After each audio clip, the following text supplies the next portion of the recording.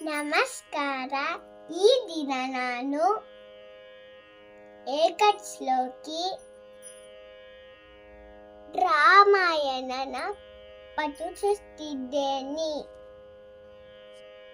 ಪೂರ್ವಂ ರಾಮ ತಪೋವನಾಪಿ ಗಮನಂ ಹತ್ವಾ ಮೃಗಂ ಕಾಂಚನಂ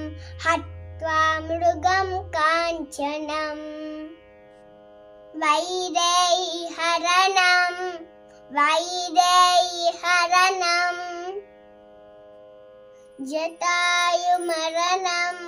ಜಟಾಯು ಮರಣಂ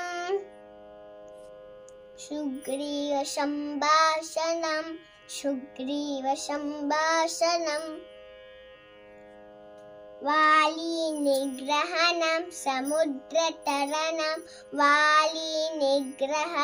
ಸಮುದ್ರತರಣಂ